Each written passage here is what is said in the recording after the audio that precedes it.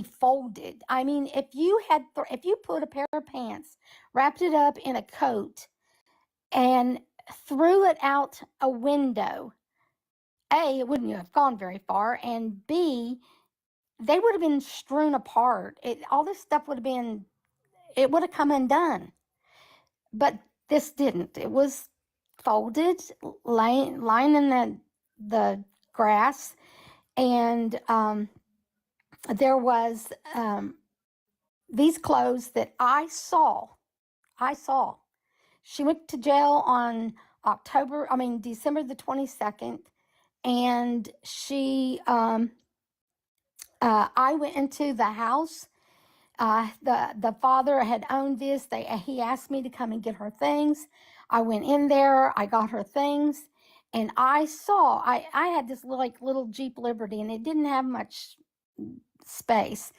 So I got her clothes and this and that, and there was a black garbage bag in a closet.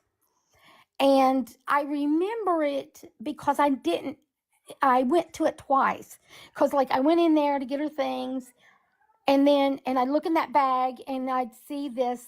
It was her hunting clothes. She liked to hunt with her husband. And I would look in that and I'd see her hunting clothes, and I'd say, I don't have room for that. I said that to myself. I don't have room for that.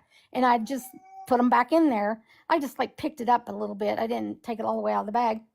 And I did that twice. So I know where I saw it, and I know when I saw it. And I saw it the day after Christmas, December 26th. But on December I think he got caught the 28th or something, a couple days later. He tells the detective that he threw them out the window, and that's what she'd had on. But there's only her DNA on it, nobody else's. So I don't know. What else can I talk about? And Miss Audrey, hi Miss Audrey, I hope you're doing very well. We were talking truth about you and Mama Becky and myself and all was live earlier, just going over the scenario of everything. Yes. Just looking at all the details. And anybody, an outsider, such as myself, Truth, everybody, the minute you start watching the show, you have 10 questions right off the bat. And my biggest thing is basically this conviction was made because her hair was dyed. Right. That's what I see out of all of this. I see so many holes that people just it's not been even questioned, because first of all, like you said, the pew contained 2 other DNAs. Right. Those 2 DNAs, back then, we had the technology to scope and determine who those 2 other DNAs were. That was never put into question according to the show. That was never even questioned. And when she was seen prior, your daughter spoke and she says, hey, I was asleep. He comes in, he wakes me up at 6 o'clock in the morning and tells me to leave. So about that time, even before this crime scene, we were just kind of verifying the crime scene. Okay, they said the door was kicked in with a spiked boots. Yeah. Don't you think it would have tore that door off the frame? Because they are pretty flimsy. Yeah. Okay. And for her, when he wakes her up, they go to a hotel in Kentucky, correct? Correct. And she dyes her hair, and that automatically connects her to a crime. That makes no sense to me because she was asleep. Why would you dye her hair? To match the description. Yeah. Why? Exactly. She was blonde-headed, and I said this earlier and I said, yes, she was very in her addiction. Yes. And she said that during this film. She said, yes, I was in my addiction really bad. She admits that. But somebody that's going to go into a home of a known drug dealer is not going to leave behind all the medication that is there. No. No. And there And was there a was lot. a lot. Hey, Hey, Dora, can Dora, you can drop you and drop come and back? come You're back? echoing. Oh, yes, I can. I'm sorry. Hold on one second. And I just wanted to ask Miss Kara, they talk about the receipts from the Family Dollar or wherever it was and the Subway. Was there not times listed on the receipts? There was. It was 8. It was like 8:30. So it was like 2 hours after what happened. Right. And at that time, she still had blonde hair. Yes, you can see in the subway. I have all the subway Right. Yeah, I videos. seen that. I didn't see a time, and that's why I was asking. I was trying to piece that, and I didn't see an actual time listed anywhere. It's military time, I think. Okay. It is on there, but Okay, I'll look again. I may have just overlooked it. no, and maybe it's blocked out on the screen. I'm not real sure. I mean, I put it on there. Am I echoing now? No. Miss Audrey, a lot of people just want opinions on if you feel there was a connection with Jalen's involvement. No, I really don't. She lies a lot, and I can tell you that she's always been somewhat respectful to me when she has messaged me to tell me I'm not telling the truth or whatever. How can you be respectful and tell you that? But she does, and or has been in the past. I had no clue she was on here saying these things, and she is in addiction. I guess I can't prove that. Well, I've seen it. I've seen her snorting on there. So she's in an addiction, and the money that people are giving her is supporting that. And in this day and age, in this area, I mean, she could overdose very easily. And I would never want to be responsible for that. But these last lies are over the top.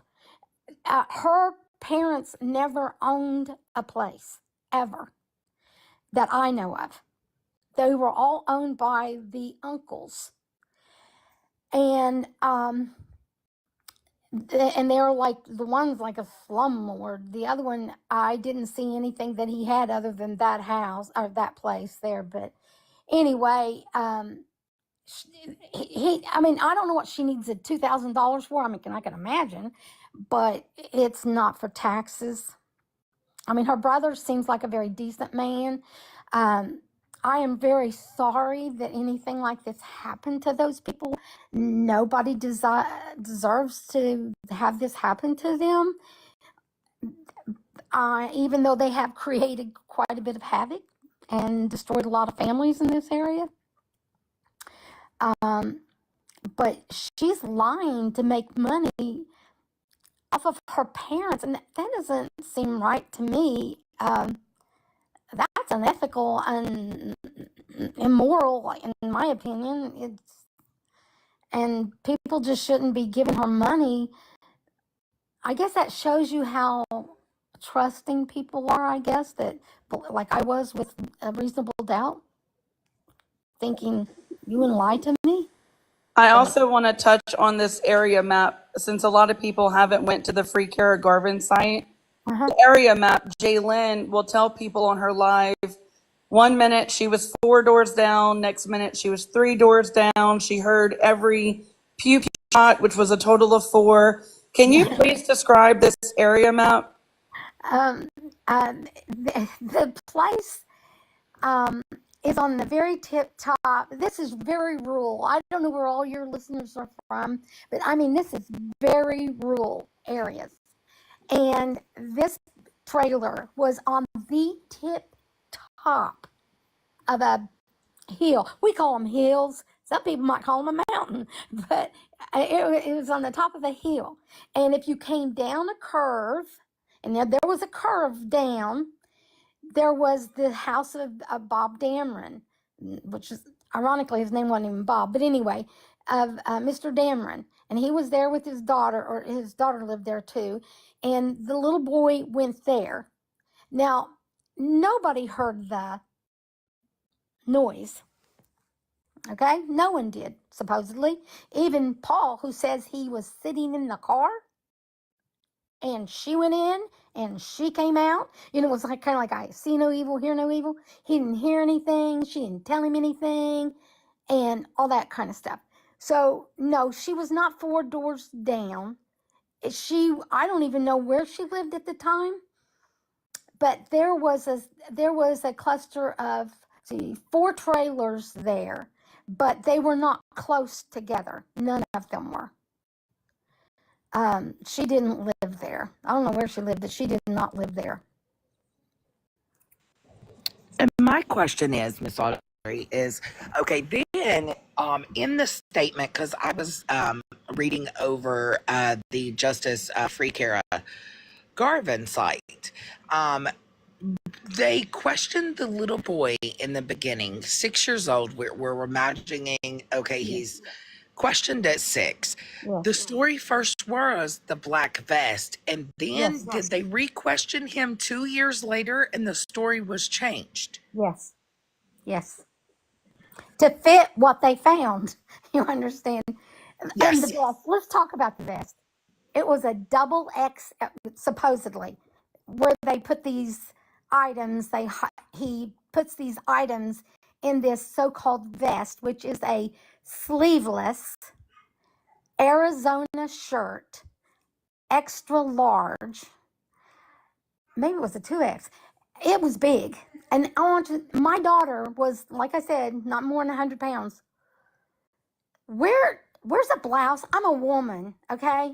And now whether you call it a top, a blouse, whatever you want to call it, what did they got her dressed in? A double X, yeah, it was a double XL, Yeah.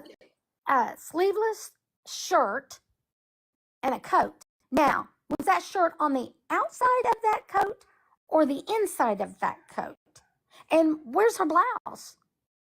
And no one ever talks about that.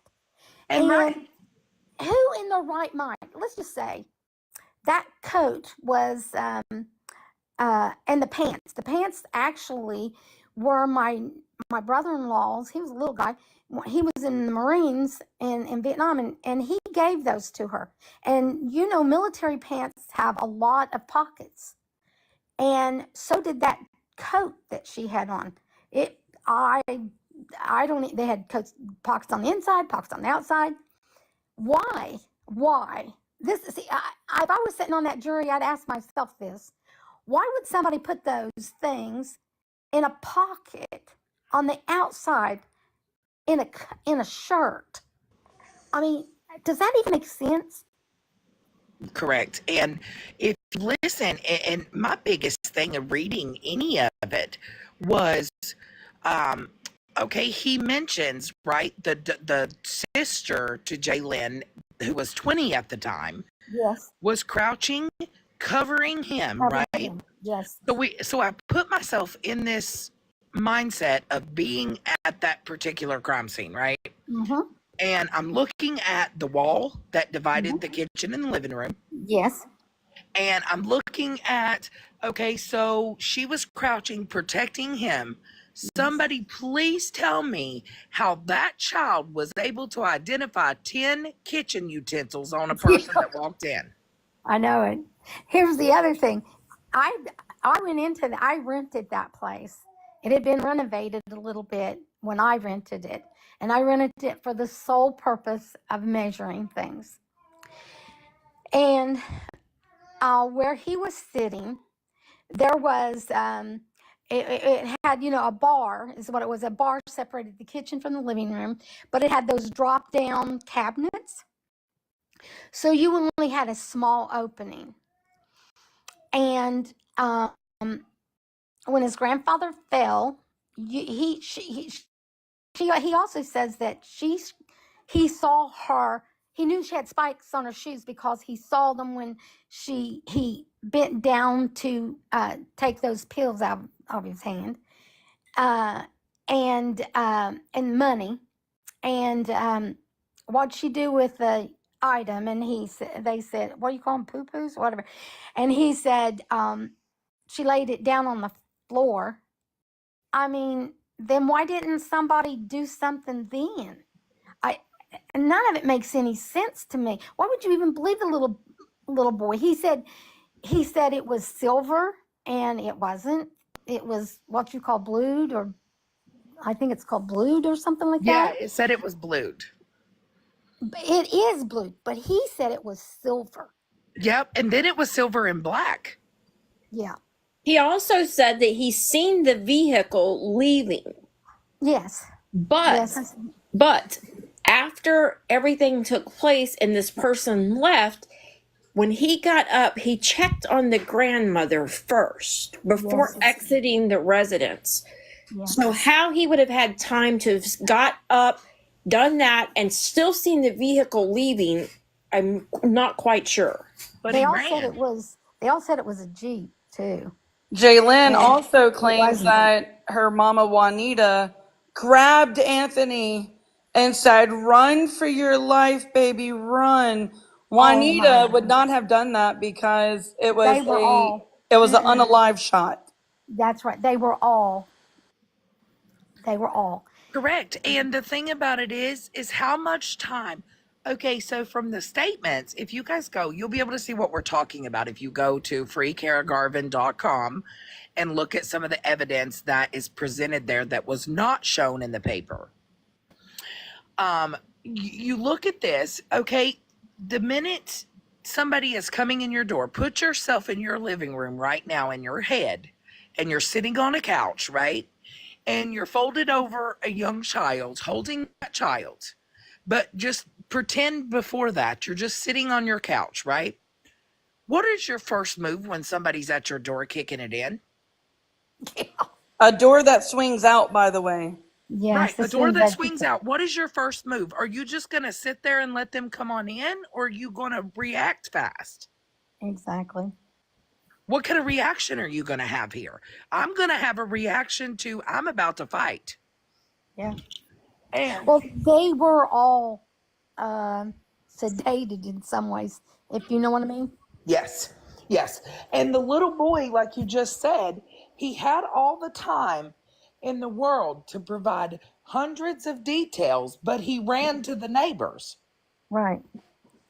Well, they said that he was playing a video game, and I have the pictures, and I have looked and looked, and I don't see any controller near him, but something that looks like a baby's toy. And he wasn't even, he was the furthest away from the TV. Yes, he was. Yes, he was. And the Playing TV a was in the video game. middle of the room, right? Yeah. On that wall. Well, there may have been one. Seems to me like it was like on the couch itself or something. There was something. I'll have to look at the pictures again. There's something on the couch on the other side of Christina. A lot of No. people are asking about the position of Ed since he Yes. was the first one to get pew-pewed. Yes. Jaylyn speaks a lot about Ed standing at the sink. The Yes. importance behind this is Kara Garvin is 5'2". Ed Yes. was 5'10". Yes. Whenever Ed was pew-pewed, it was in a downward angle. It's very Angle. important to understand this because when Ed had fell, there was almost like a patio table in their kitchen, and this patio table was completely crushed on one side where Ed had fell. Now, the prosecution tried saying Ed was in a kneeling position begging for his life, and that's how it happened, and he must have just hit the table. Now, anybody knows at the size of Ed, hitting that table would have to be in a standing position to cause the damage that it caused to the table. Yeah. Correct? He was. He was. He was standing. Yes, near the sink. This place is very, very, very small. And he had sat down. I'm assuming he sat down his beer and was about to remedicate, or maybe he was about to take a couple out to give to whoever he allowed in his house. He allowed them, and I mean, whoever went in there walked in there. I think. I mean, I don't believe that he knew what was about to happen, and it was very close, by the way, because of the spackling, I think it's called, the powder burns. It was pretty close, and the path went in a downward angle. No, I mean, yeah, downward angle, and it did not go up, because if she had done it being small, it would have went up, because she'd have had to. Yeah, because she's land 5'2". Yeah. So what they're trying to say is this little tiny girl, after kicking in a door with these spike boots, had Yeah. pulled up a chair and stood on Yes. top of it, and then Exactly.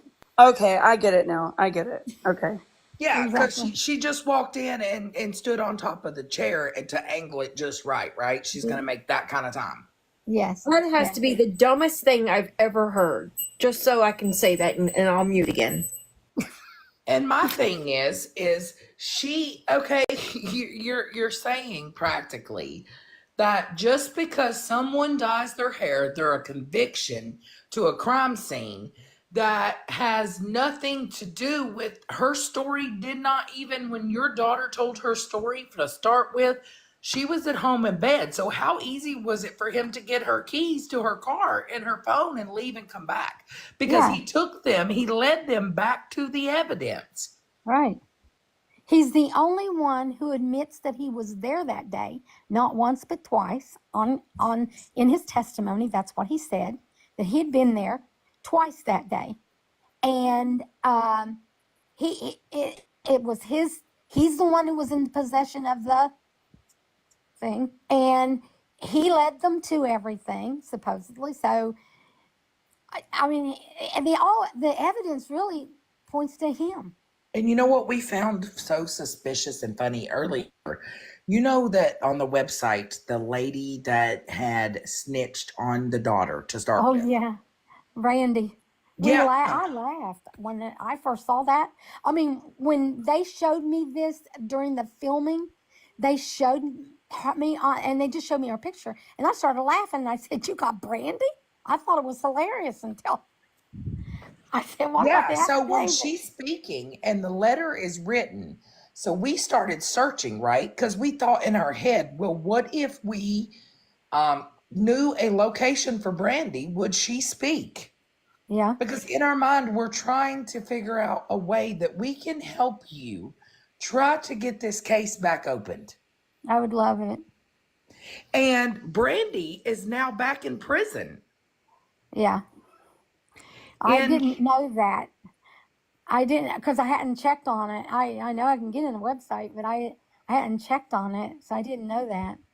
because we were in our mind was like, okay, because we're putting ourselves in your position. You've got a woman spending life in prison for Yes. no evidence that proves her or links her to a crime scene, but you got a man who was there twice that night, and all evidence is pointing towards him, and he gets out next year. What? Yes. Yes.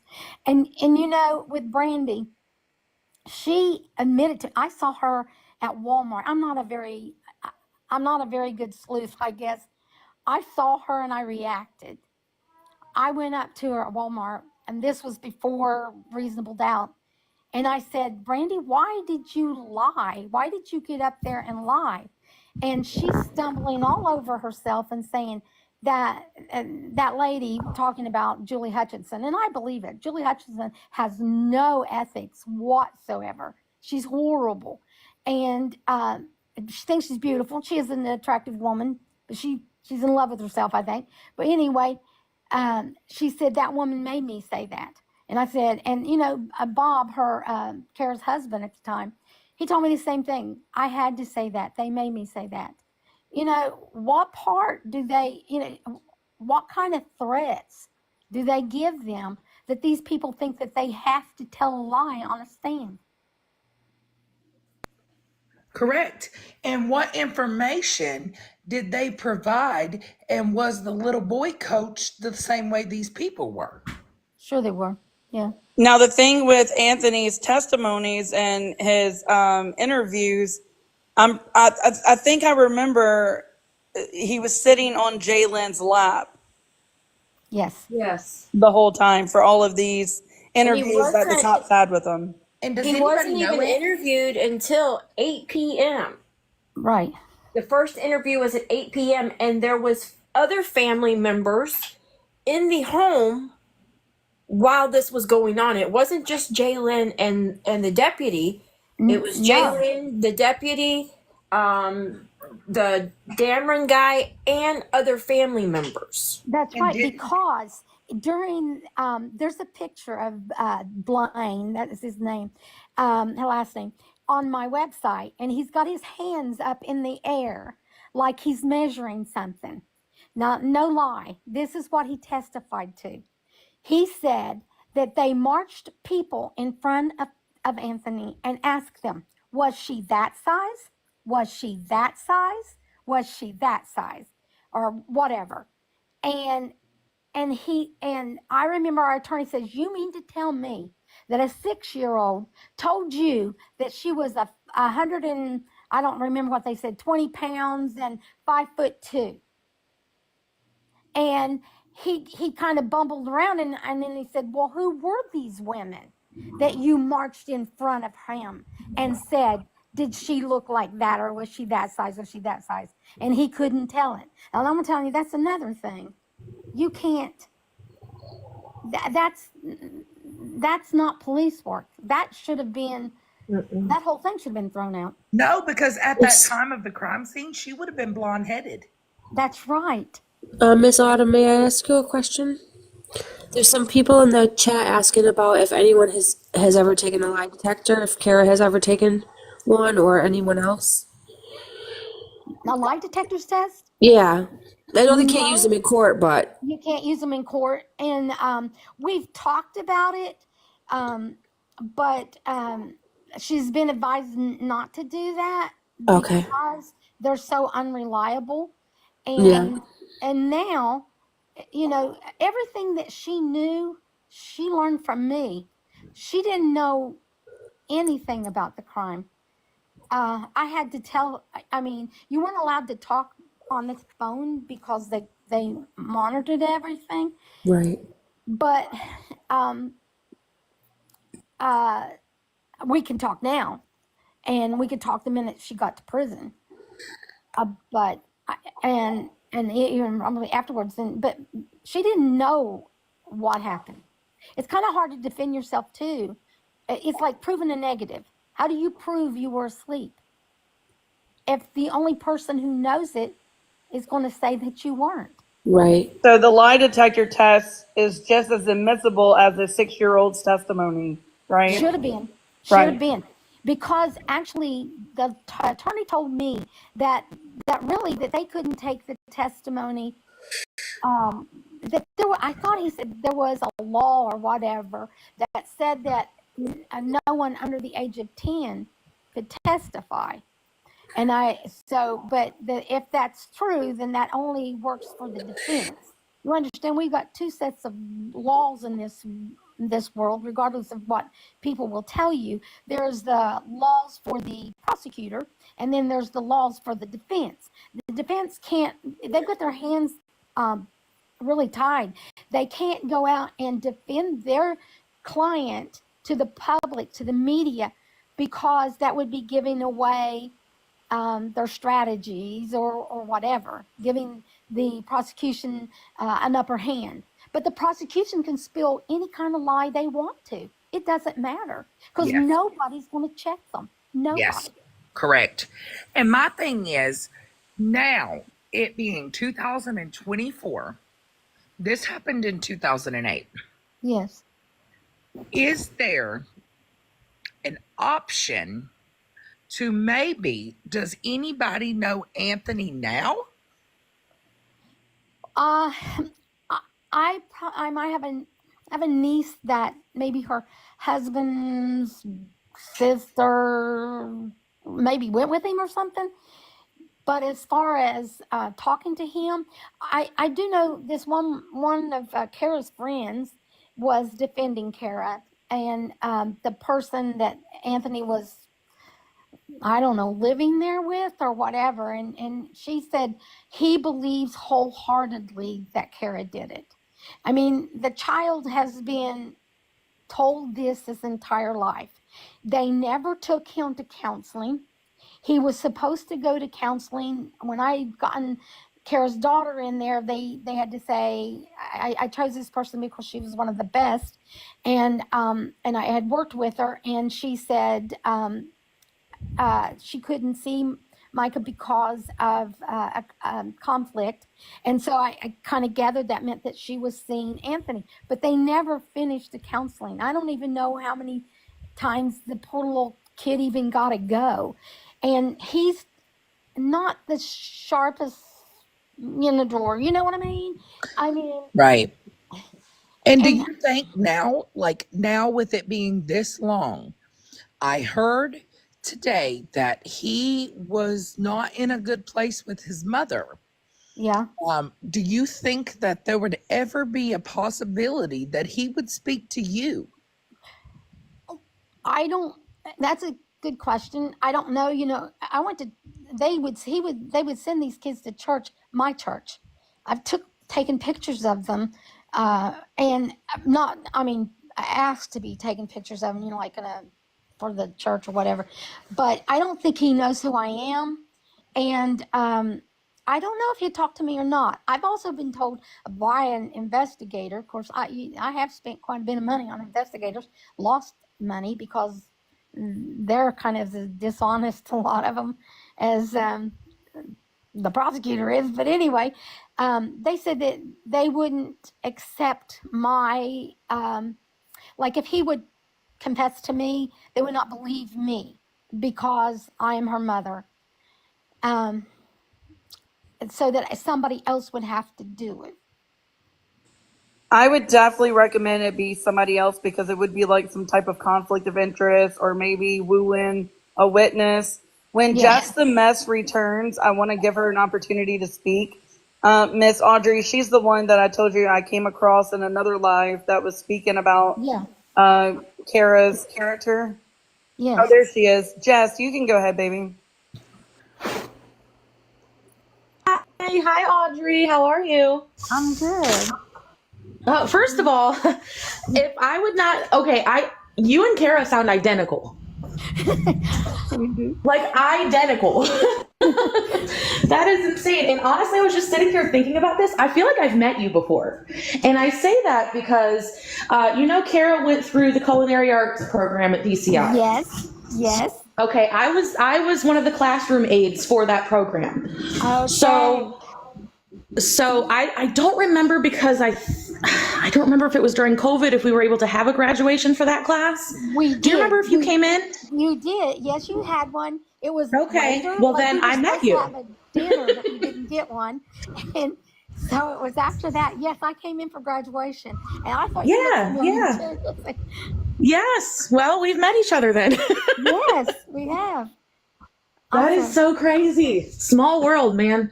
Yeah. And you know, Yeah. I So do want to have the ahead. opportunity to say that even people who are in there I ask God not to let this be please something good to come out of it. Now I don't know that anything good has come out of it, but I know that myself that I've opened my eyes to the justice system, or I call it the injustice system, because people are overcharged, over sentenced. I don't care if they're guilty or not.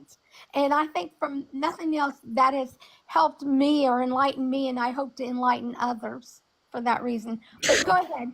Tell me what you was going to say. Yeah, no, I absolutely agree with you 1,001%.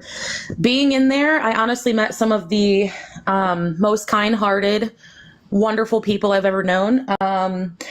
I can count on one hand maybe how many of them I still am in touch with today, and I've spent time with outside those walls. So I completely agree with you. And honestly, when you're in there, you just build a different bond with people. And I want you to know that Kara, from what I experienced, and I was in there with her for 8 years, so I saw that she had a very good support system in there. It was a big sisterhood. She had a lot of people who were in her corner, who loved her, who were there for her. So, I mean, you know, we have hard days, we have easier days in there, but like Kara was never alone. She always had somebody, like when she was having a rough day or, you know, she needed to cry or whatever. I don't know if you remember, but the culinary arts instructor's name is Miss Tolliver. Oh, yes. I have a Do you remember picture of her? Yes. Yes, yes, yes. So, actually, Kara came in and she helped paint some of the